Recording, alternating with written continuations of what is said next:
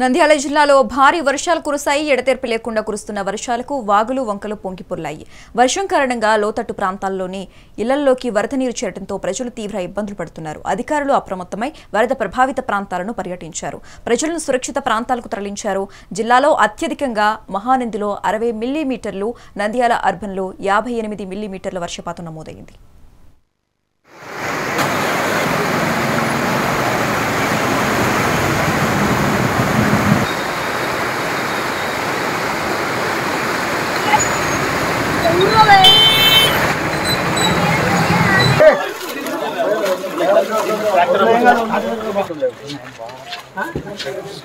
గత 2 రోజుల నుంచి వరద ఉధృతి పెరుగుతూ ఈ రోజు పూర్తి స్థాయిలో ఉధృతి పెరగడంతో జిల్లా ప్రధాన కార్యదర్శి రోజు గారు అన్నైతేమి, తర్వాత తహసీల్దార్ గారు అయితేమి, మేడం గారు అయితేమి, ఇతర ప్రజాప్రతినిధులు అందరి సహకారంతో ఇక్కడ సహకారంతో ఏదైతే నంద్యాల పట్టణంలో 4 ప్రాంతాలు ఉన్నాయో ఆ 4 ప్రాంతాలను కూడా పర్యవేక్షణ చేయడం జరిగింది.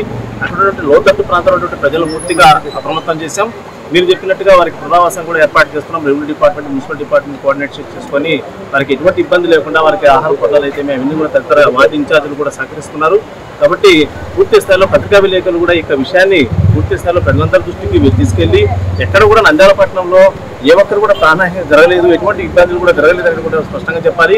ముఖ్యంగా చిన్నపిల్లలు దీన్ని చూడడానికి వస్తున్నారో తల్లిదండ్రులు పూర్తిగా చిన్నపిల్లలందరూ కూడా ఇళ్లలో ఉంచుకునే చూసుకొని ఎక్కడ ఇబ్బంది లేకుండా చేసుకోవాల్సిందిగా ప్రతి ఒక్కరికి కోరుతున్నారు. పత్రికా విలేకరులు దీన్ని ప్రతి ఒక్క విషయాన్ని స్పష్టంగా ప్రజలకు తెలియజేస్తున్నారు.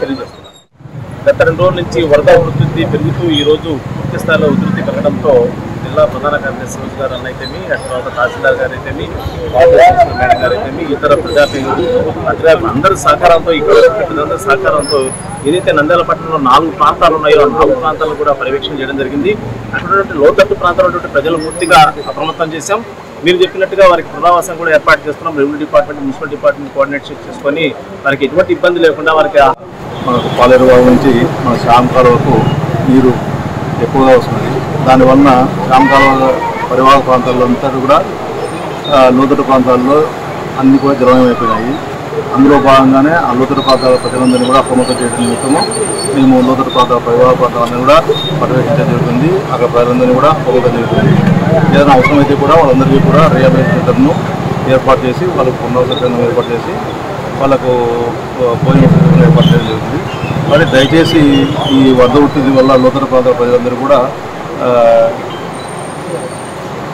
లోతట్టు ప్రాంతాల నుంచి వెలుపలికి వచ్చి మిట్ట మీద ప్రాంతాల్లో ఉండేలాగా అందరికీ తెలియజేస్తున్నాము. కాబట్టి అందరూ కూడా అప్రమత్తంగా ఉండి మీడియా పూర్వకంగా కూడా అందరినీ కూడా అవేర్నెస్ కల్పించి లోతట్టు ప్రాంతాల నుంచి పైకి వచ్చి పునరావాస కేంద్రాల్లో కార్యాచరణ చేయాలని కూడా చేస్తామని